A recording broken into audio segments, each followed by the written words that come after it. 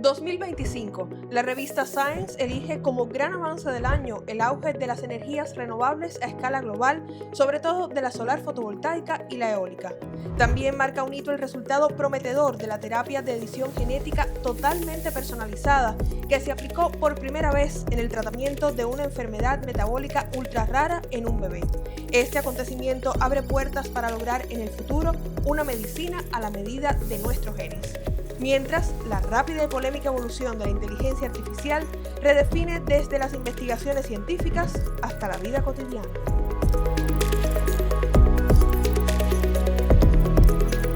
En Cuba, en 2025, construimos colectivamente la Ley General de Ciencia, Tecnología e Innovación.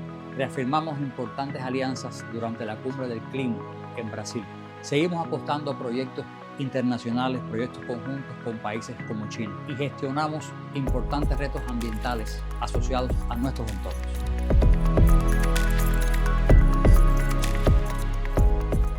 ¿De qué manera los proyectos innovadores a escala local tienen puntos en común con avances científicos internacionales? ¿Cómo los debates, las miradas críticas y las soluciones desde Cuba están conectadas con el desarrollo del conocimiento en el mundo? Cada año los premios Nobel en el caso de las disciplinas científicas son una manera de reconocer el impacto de avances que amplían o transforman nuestra comprensión del universo.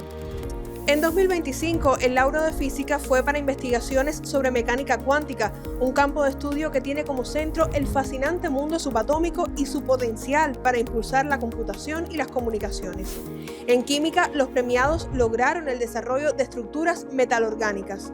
Se trata de una nueva arquitectura molecular útil para extraer contaminantes del agua y capturar dióxido de carbono, entre otras posibilidades. Mientras, el Nobel de Medicina lo mereció el equipo de científicos que identificó a las células T reguladoras, o sea, una especie de guardias de seguridad del sistema inmunológico. En enfermedades como el chikungunya, una de las arbovirosis de alta incidencia en Cuba durante 2025, disminuyen precisamente esas células T reguladoras como parte de la acción del virus. Esto implica entonces que el organismo tiene menos posibilidades de regular las inflamaciones. Por tanto, es uno de los elementos que explica la poliartritis en muchos pacientes. Además de favorecer la comprensión de una enfermedad por parte de los especialistas, el conocimiento sobre nuestro sistema inmune resulta esencial para el desarrollo de fármacos que pudieran ser una alternativa ante problemas de salud como el chikungunya. Un ejemplo lo encontramos en el caso de Husvinza, medicamento inmunomodulador que ayuda a regular la magnitud de las inflamaciones. En principio fue desarrollado por especialistas del Centro de Ingeniería Genética y Biotecnología para el tratamiento de la artritis reumatoide, con resultados favorables hasta el momento, cuando ya está en curso el ensayo clínico en su fase 3. Ahora en provincias como Matanzas y La Habana tienen lugar estudios para evaluar la seguridad del fármaco y su efecto terapéutico en la reducción del dolor y de las inflamaciones articulares persistentes durante la fase crónica del chikungunya. Si la evidencia científica es positiva, Husvinza sería una alternativa para abordar las secuelas de ese padecimiento. Las enfermedades causadas por vectores son una preocupación, sobre todo en las Américas. Por eso también forman parte de resultados científicos de mucho interés que ocuparon titulares durante 2025. Así lo confirma el hecho de que las autoridades sanitarias de Brasil aprobaran la primera vacuna de dosis única contra el dengue para personas de 12 a 59 años. Tras un riguroso estudio, demostraron una eficacia del 74,7% contra el dengue sintomático y del 91,6% contra el dengue grave. También del gigante sudamericano es el investigador Luciano Moreira, una de las personalidades más relevantes de la ciencia en 2025, según la revista Nature. Junto a su equipo, investiga desde hace más de una década el uso de la bacteria Wolbachia en el mosquito Aedes aegypti para evitar la transmisión de virus como los del dengue, Zika y chikungunya. Esas propuestas que buscan prevenir enfermedades nos recuerdan la importancia del enfoque Una Salud. Esta perspectiva resulta esencial para abordar los retos sanitarios actuales porque refleja las conexiones entre la salud de las personas, de los animales y del medio ambiente. De ahí que garantizar entornos limpios sea imprescindible. Lograrlo es una responsabilidad que necesita desde acciones de los gobiernos hasta la participación de la ciudadanía. En ese camino y a pequeña escala, los integrantes de una iniciativa de desarrollo local en Centro Habana buscan alternativas para contribuir a que exista una higiene adecuada en la comunidad. Consulado entre Virtudes y Neptuno. Desde ese punto de la geografía habanera, quienes forman parte del proyecto La Mina unen ciencia, innovación y arte con el deseo de mejorar su realidad ambiental. El gran sueño de La Mina es que un día podamos erradicar ese basurero que tenemos en la esquina y ojalá otros muchos de la ciudad. Su trabajo de comunicación es uno de los primeros pasos para promover un enfoque distinto sobre los desechos, cercano incluso a las miradas que ya existen sobre ese tema a escala mundial. Pensamos en esos residuos que generamos en casa como algo negativo porque termina normalmente en los basureros. Sin embargo, si los renombramos y nos referimos a ellos como materia prima, como residuos sólidos, entonces se cambia el concepto que se tiene y ya no lo asociaríamos al final de algo, que es lo que pasa cuando llega a los basureros, sino que llevándolo a espacios como este, como La Mina, se convierte en el inicio, en la génesis de un nuevo ciclo, le damos una nueva oportunidad a esta materia prima que reciclamos. Los residuos se pueden llevar a la sede de La Mina y además existe la posibilidad de que un integrante del proyecto los recoja en una vivienda o institución. Nosotros recibimos de cualquier proveedor, ya sea una persona natural o entidades de diferentes índoles que nos aportan sus desechos sólidos reciclables, separándolo en los diferentes tipos de materiales que nosotros reciclamos aquí. Plásticos, metales, papel, cartón, chatarra electrónica y textiles son algunos de los materiales que reciben. También otros artículos específicos y menos comunes en lugares como este. Por ejemplo, espejuelos o piezas de espejuelos que van a un proyecto llamado Progresiva que los utiliza para ir a hogares de ancianos y con esas piezas reparar los espejuelos de los abuelitos que ahí están. También recibimos maquillaje que utiliza una artista cubana, Gabriela Reina, en su arte. Y además recibimos ajustadores en desuso que van para un proyecto en el centro del país con un impacto social muy importante.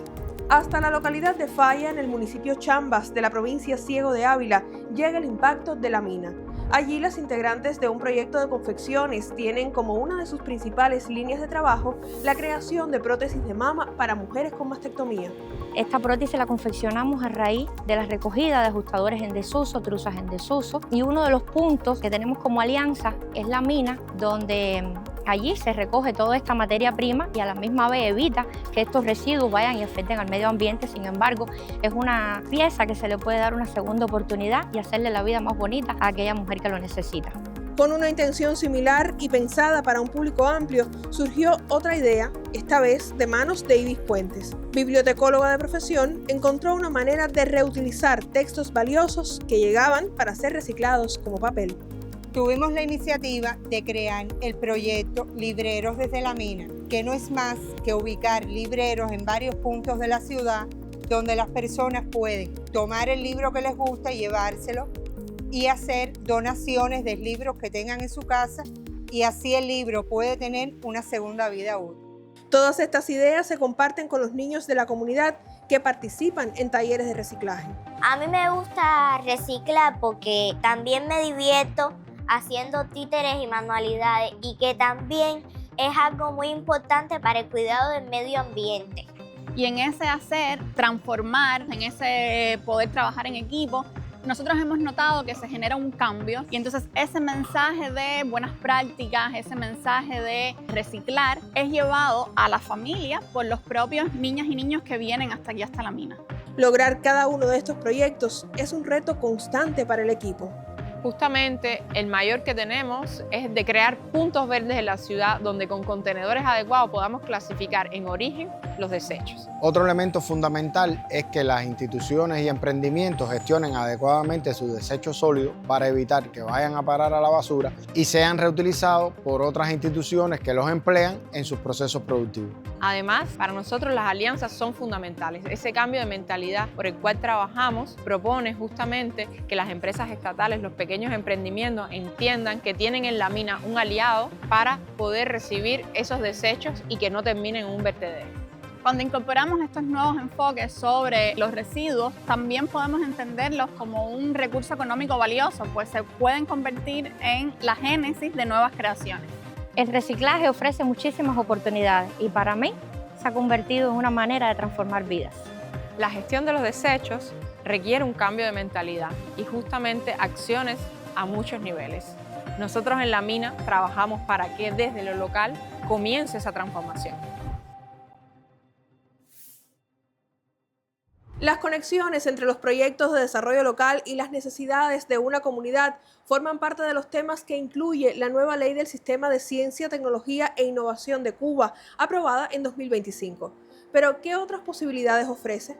Busca promover la participación en el sistema de ciencia, tecnología e innovación, abriéndolo a todas las ramas del conocimiento, con especial énfasis en las ciencias básicas, en las ciencias sociales y humanísticas. Con esta nueva ley, el sistema de ciencia, tecnología e innovación se abre a todos los que deseen formar parte de él. Una pequeña o mediana empresa, un trabajador por cuenta propia, un proyecto de desarrollo local puede también participar en el sistema de programas y proyectos del país. Es esa una de las vías de acceso a financiamiento, entre otras previstas en la norma.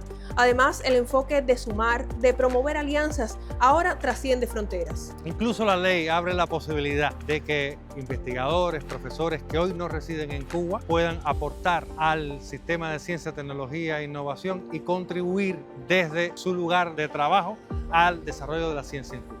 Otro enfoque esencial coloca en el centro de atención a las personas con aportes relevantes al conocimiento científico. Uno de los elementos novedosos que introduce la ley es el reconocimiento de la categoría de personalidad relevante para la ciencia, la tecnología y la innovación, lo que nos permitirá atender a estas personas por sus contribuciones al avance de la ciencia en el país. Que lo legislado pase del documento a la aplicación. Ese es el mayor reto de la ley. La aprobación de una nueva ley nos lleva habitualmente a preguntarnos por cómo se va a llevar a la práctica, por la implementación de esto. Eso ha hecho que la ley establezca un último capítulo donde se introduzcan las bases para medir su aplicación en las instituciones y en la vida cotidiana de las personas. Por cierto, esta ley incluye un artículo sobre un tema polémico en la actualidad, la ética vinculada a la inteligencia artificial. Y es que 2025 fue sin dudas un año de expansión para esta tecnología. El auge de DeepSeek, por ejemplo, hizo que su creador también estuviera entre las personalidades relevantes, según Nature, por el desarrollo de modelos de inteligencia artificial a gran escala. Otros titulares señalan cómo el buscador Google incorporó su herramienta de inteligencia artificial Gemini y el modo IA entre sus opciones más destacadas.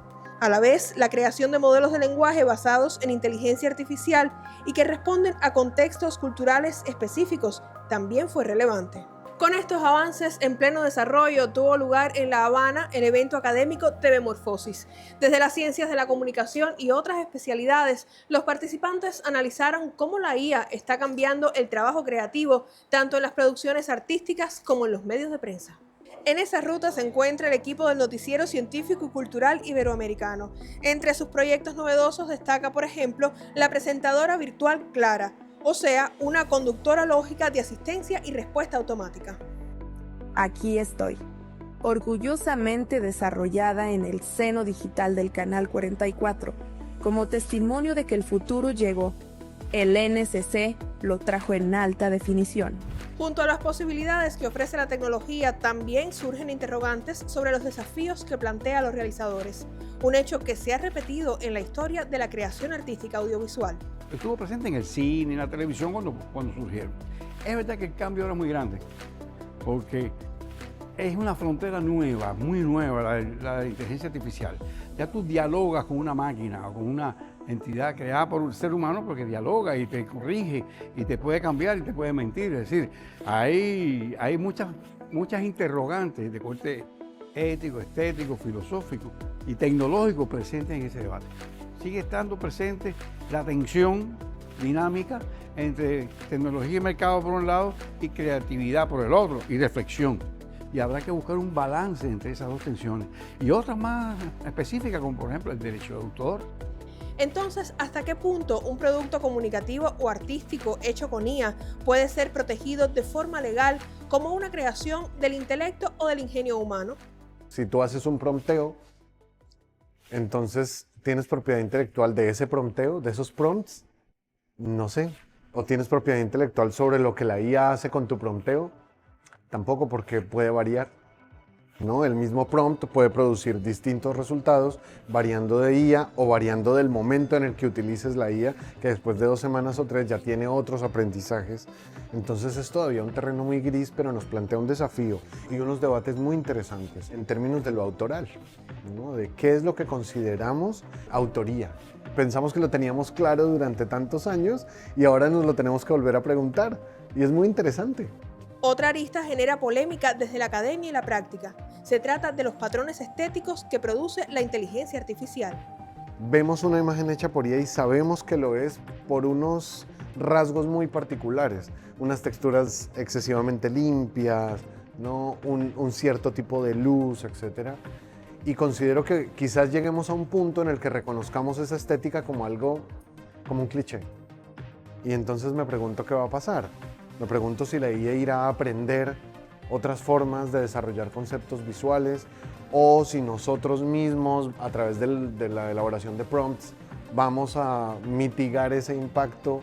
No sé cómo va a pasar, pero la pregunta es, ¿quiénes van a ser nuestros nuevos Dalí, ¿no? ¿Cuáles van a ser las vanguardias visuales estéticas de este siglo que está empezando? Eso me genera muchísima curiosidad y no sabemos si eso va a ser un humano o una IA.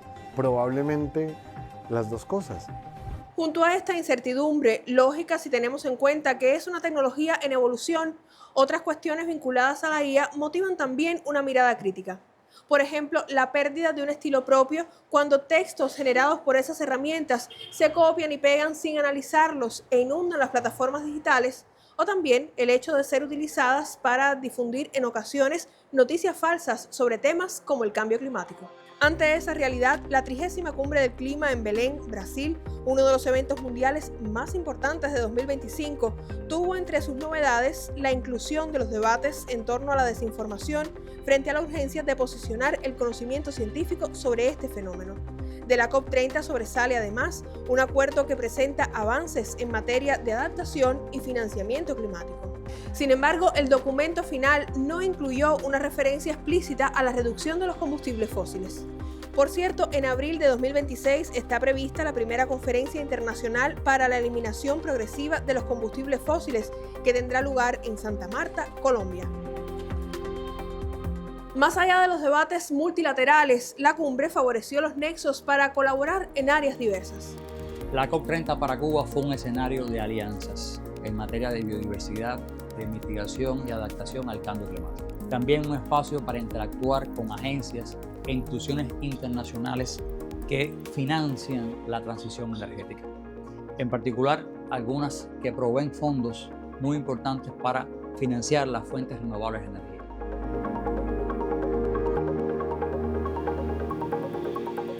El incremento de las fuentes renovables de energía resulta clave para nuestro futuro. También lo es la protección de uno de los sistemas naturales más vulnerables del planeta, los arrecifes de coral.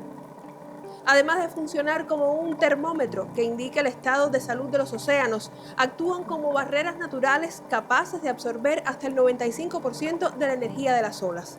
Protegen así a las comunidades costeras ante fenómenos extremos. Sobre esos ecosistemas tuvimos noticias alentadoras en 2025.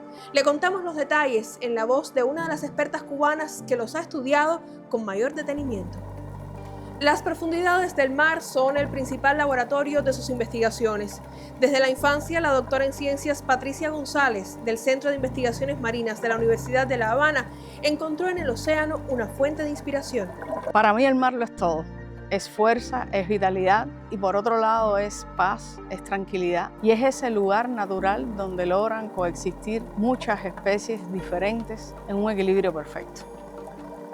Desde su pasión por la biología marina, esta científica resalta la creación del capítulo Cuba dentro de la Sociedad Internacional de Arrecifes de Coral como uno de los hechos trascendentales de 2025 para su área del conocimiento. La relevancia de esto es que los capítulos están organizados por regiones del mundo o existe un capítulo para estudiantes. Sin embargo, debido a la relevancia de los arrecifes de coral en nuestras costas, precisamente se decidió que se creara y se aceptó además por la dirección de la sociedad la creación de un capítulo solo dedicado a Cuba. Uno de los sitios donde se encuentran corales extraordinarios es el Parque Nacional de Jardines de la Reina, que cumplió 15 años. Como uno de los resultados más importantes se encuentra un libro que fue hecho a través de la colaboración de científicos e investigadores que llevan más de 30 años aportando a este Parque Nacional.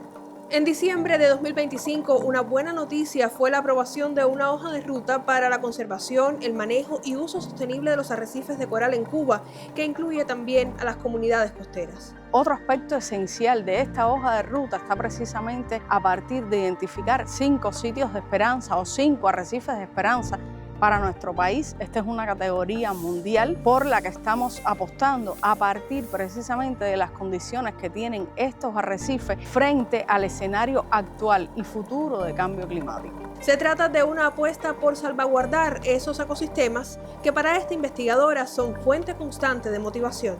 Los arrecifes para mí son una suerte de filosofía de vida, porque es un ecosistema que siempre apuesta por la resiliencia, siempre apuesta por el equilibrio, siempre apuesta por la diversidad y por mantener esos colores, esa vida y esa fuerza que tanto los caracteriza. Además de los arrecifes de coral, otros escenarios naturales están marcados por la variabilidad climática. Por ejemplo, durante 2025, en la Gran Piedra, en Santiago de Cuba, sequías prolongadas coincidieron con lluvias intensas y eventos de gran impacto como el huracán Melissa. Allí, comunidades rurales, meteorólogos y especialistas vinculados al medio ambiente promueven la adaptación basada en ecosistemas como una respuesta que combina conocimiento técnico y saberes locales. Los reportes de la Estación Meteorológica de Santiago de Cuba son la primera evidencia que usamos para reconstruir el desafiante clima de esta provincia oriental en 2025. Juan Carlos Bueno, especialista desde 1989, interpreta a diario las señales de la atmósfera. Desde este edificio de la Universidad de Oriente calibra instrumentos de precisión en un escenario donde cada informe puede salvar vidas. Cada 3 horas, los observadores registran aquí datos primarios de pluviometría, presión, viento y temperatura. Crean así un archivo muy útil cuando es necesario tomar decisiones críticas. Todo cambió en la madrugada del 29 de octubre, cuando la llegada del huracán Melissa transformó su rutina como observador en una operación clave para evaluar el comportamiento de ese fenómeno.